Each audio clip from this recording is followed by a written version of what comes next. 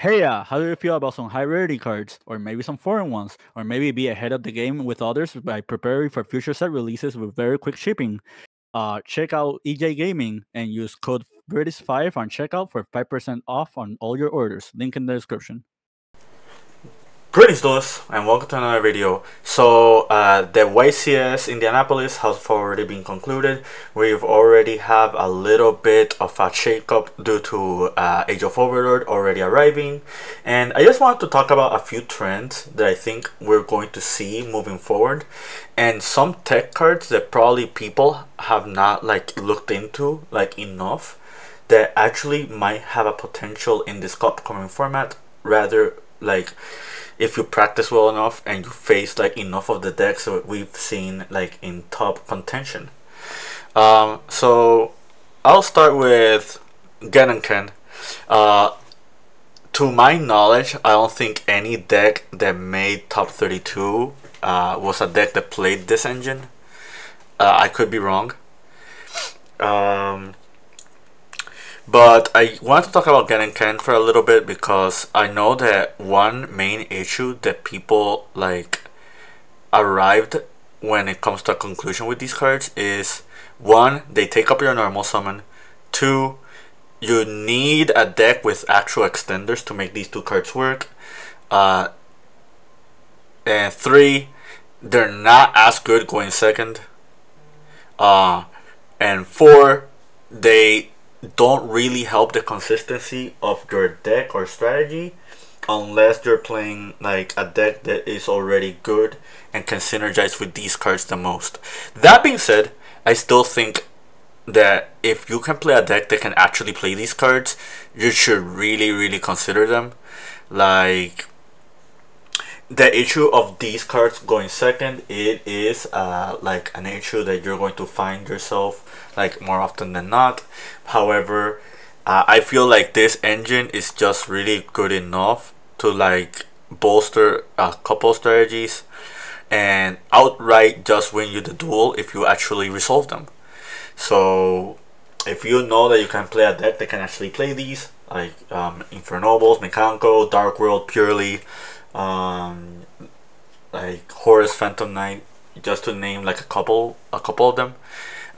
Yeah, I really think that not enough people have tested with these cards, or there was not enough actual testing against an open game state to make these cards viable in enough people's main decks. But yeah, that's my thoughts on this. I want to talk about the Armor XYZ package. If you've seen enough of my channel, you know I am a very big fan of this engine. I think any deck that can make rank 3s or 4s should actually highly consider this. This engine is just really good.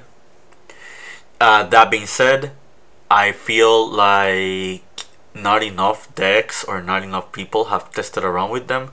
I could be wrong. Maybe enough people already caught on to this and they probably just weren't doing as well with this. However, I strongly believe that, more often than not, sooner or later, this engine will be broken in somehow, shape or form. Absolute worst case scenario, in February when Phantom Nightmare comes out, the new Goblin Rider archetype is just going to make real good use out of this card. So yeah, I feel like if you can play a deck that can actually experiment with these, I really highly consider it. I think these cards are just phenomenal. Let's see what other cards we can talk about. So now we're gonna talk about maybe more common Counter-Strike meta game. I guess before we can talk about that, well, let's talk about Titina. If you've been following my channel, you already know I've already made 1 or 2 videos talking about the Titina deck, and this deck is not that bad. Honestly, I think this deck actually has potential. A lot of testing needs to be done, but let me know in the comments if you're interested. I have more replays with this deck. I already posted one. By the time of this recording, it was against Tier Element. I do have games where I do lose. However, I could have won because of certain scenarios. I do have games where I get hand trapped multiple times and I play through the board. I have games where I've broken through actual really disgusting boards with this deck. But yeah, I'll only post if you guys are interested. Now let's go into other cards. Angelica's Ring. Infernobles did not top the YCS. However, I think that deck is incredibly scary, and I think this is one of the cards that actually really break that deck. TLDR, basically this is a soft spell negate that is mandatory, and then you can destroy this card, gain life point, and whatever monster was equipped with this cannot be targeted by your opponent's cards. So, like, yeah, I think this card is really, really good. I think we're getting closer and closer into a metagame where targeting disruption is more and more relevant.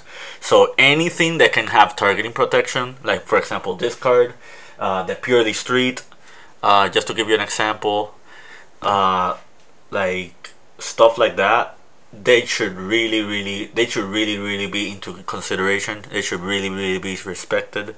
And yeah, eventually you will see this deck, at least in Infernoble Knights, just to give one example. You will see like a deck playing this doing well in the future, more likely than not. So now let's talk about counters to common cards that we can see in the metagame. As we already know, SP Little Knight is everywhere. Like you know, if you're playing competitively and your opponent has access to this in their extra deck, they are going to summon this against you more often than not. And I kind of want to talk about a few cards that kind of work against this card, because again, you will see this card a lot. So one card that I kind of want to talk about is Ghost Ogre and Snow Rabbit. So in order for SP Little Knight to tag itself out or tag out two monsters, both cards have to like actually be in part of that interaction. So in the options, they activate SP Little Knight to tag out in response to one of your cards, and you have Ghost Ogre. You can pop the Little Knight, and if your opponent ended up targeting the Little Knight itself, that is going to get rid of the Little Knight entirely, and you don't have to worry about it anymore. It's kind of tricky to use that interaction, but like basically what you can end up doing is just try to play into their board, and the moment they try to interact with this, you just chain the Snow Rabbit. Snow Rabbit is also really good because sometimes people end on IP as part of their end board in order to make IP turn into SP. So if they try to IP you and you just chain the Ghost Ogre, that stops that play entirely, and you're alleviating yourself out of two interruptions. That same example falls for Unchained Soul of Rage. If they summon Rage on you, same thing, and they try to use their link effect, you just Ghost Ogre that, and like you don't have to worry about it anymore. But I'm not talking about Ghost Ogre on that application alone. There are other application where it kind of applies here. Like one example would be My Friend Purely, as well as the Purely monsters themselves. Like if they try to XYZ with these or use this effect and you have Ghost Ogre, that's incredibly strong. You pretty much have to put them on half the Happy Memory to protect them. If they don't have Happy Memory, this card is pretty much a blowout. You're like canceling like one of their more important plays during the turn. So this card is very beneficial that way. If they are in your standby phase and they try to like do the draw effect from Sleepy, you can do the same thing. You just pop them with Snow Rabbit. If they have the Purely Yeep, you pretty much force them on use it on the spot. And if you have another interruption, you can just use that like on that regard. Against the Rescue Ace deck, it's not the worst thing in the world, because like, let's say for example they summon Hydrant and they try to use Hydrant effect, or they summon Airlifter and they use Airlifter effect. If you Snow Rabbit them, you put them on, like, forcing them to already have emergency. And sometimes the issue with rescue is they cannot resolve emergency if they don't have more than one rescue, or at least have one rescue body to use as the catalyst for emergency's effect. So yeah, like, so it's not the best thing against rescuers, but it's not the worst thing either. This also applies to the Dark Witch. Like, if they summon the Dark Witch on you and they try to set something with the Dark Witch, you can Ghost Ogre it, get it out of the way, and you force them on use their normal summon for the Snake Eye, or just have another extender. So yeah, like, against a lot of decks in the meta game, this card is kind of alright. It's not that good versus Tearlament. That is kind of a debate. However, against Tearlament, you can use this on the Pearl Rhino. You can use this on other things. Against the Vanadium deck, Ghost Ogre is not that bad either, because if they, for example, summon Rion Heart and they try to activate their effect and you use the Snow Rabbit, you pretty much are taking away, like, their way to keep playing if they don't have an extender. If they summon, like, the Scareclaw Lightheart, and they do their effect to add the planet, you just use the Snow Rabbit, you get it out of the way. They can't keep extending with Reichheart, and they can't keep extending with Visa Starfrost. So that's another thing there. I can give you just many other examples. The other thing about Ghost Ogre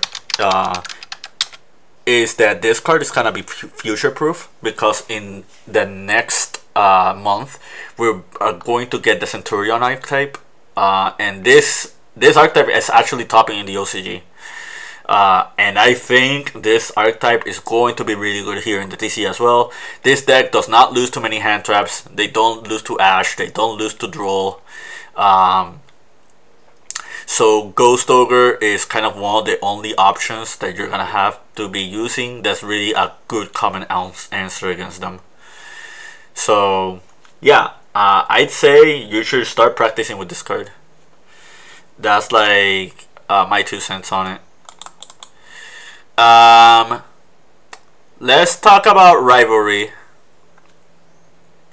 So if you saw, like, our meta game and you see, like, the top contending decks in the YCS, you already know that purely Vanadium, Rescue Ace, Tearlament are like the more common decks you're going to be facing. Then you have, like, a bunch of other rogue ones, like Vanquish Soul, for example. You have Sprite variants. You have, like, just other combo decks in general. You have Unchained. If you're playing purely and Unchained, you should really consider this card in your side deck. I think this card is going to be really good. I think Rescue Ace really struggles against this card. I think that Vanadium really struggles against this card. Tearlament also really struggles against this card as well. And those are all top tier contenders.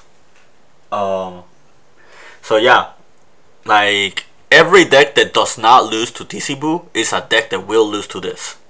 And Rescue Ace cannot really play TC Boo because they play a bunch of machines and warriors. However, Rivalry is also a card that cannot play either, because they do go for lines that involves the extra deck. They do plays that involve, like, rotation between the machines and the warriors. Sometimes if they have one, they're forced to play, like, with one of them. Like, for example, they say they have the Hydrant and you flip this, they can no longer summon Airlifter, they can no longer summon Impulse. You're pretty much forcing them into just summoning machines. They cannot go Baron, they cannot go SP, they cannot go Linguribo, they cannot go Sunlight Wolf, they cannot, literally their extra deck is pretty much shut down. So yeah, I really highly encourage you to like look into this card. So another card I want to talk about is Spellbound. This card goes back to like the Ghost Ogre example. You can use this against Centurion. You can use this against the Unchained deck. You can use this against Purely when they try to flip the Purely Yeep. You can use this against them as well. This also works against a little bit more obscure matchups. Like if you face Flounderies, this card also really struggles. Like, you know, it pretty much checks them. If you're going first and you have this set and you flip this against the Vanadium deck, they also really hard struggle to this card. You pretty much force them to like get rid of the cards they already have on the board to like make new cards work. So yeah, I think this card will see more play more than not in the future. So you should really consider. So what else can we talk about? Let's talk about Mirror of the Ice Barrier. So this goes back to SP Little Knight. SP Little Knight is going to be around in a lot of decks, and the mirror is just a really strong blowout if it resolves. Like basically, when they SP Little Knight, they're banishing 2 cards already. So let's say for example your opponent is trying to dodge one of your cards and they just do SP Little Knight to like tag out 2 of their monsters. You can use the Mirror of the Ice Barrier to just banish 2 more cards. And yeah, like this card is really strong if it resolves. Like it pretty much punishes them like just from summoning and activating Little Knight on you. This also has good applications against like other strategies that can just like banish their cards. Another funny thing about Mirror of the Ice Barrier that probably not many people think about is that if you are under Dimension Shifter and they remove a card on the board because of their card effect, even though that card initially does not banish as an like as a form of removal, the Mirror of the Ice Barrier also works on that scenario. So this can also punish them, and this also takes away 2 of their cards. So yeah, this is a really strong card. I think that considering how popular SP Little Knight is, you can even make the argument or the consensus to even main deck this card. But at least in the side deck, I say it's a really strong option if you can play it. Forbidden Chalice. So we already see Valor and Imperm being played in a lot of decks. The value behind Forbidden Chalice is that you can use it on your own turn, and if your opponent like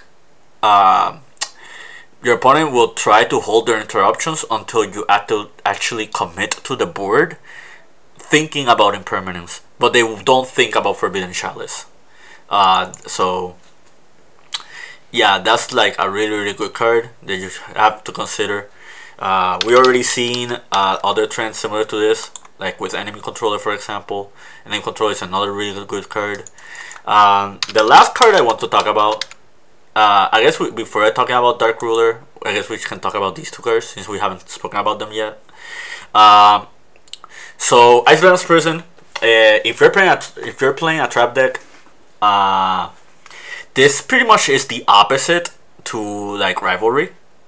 Pretty much like this is going to punish the monotype decks same way you do with There Can Be Only One. Against Rescue Ace, this card is very decent. Against Purely, this card is also really good.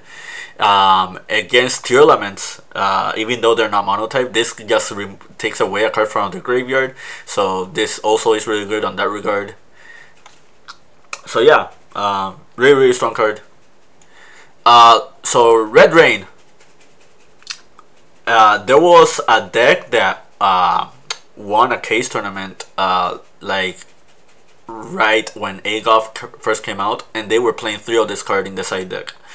TLDR, if you control a level 8 or higher synchro monster, you can banish every monster on the field, and the most level highest monsters on the board, they become unaffected by other card effects.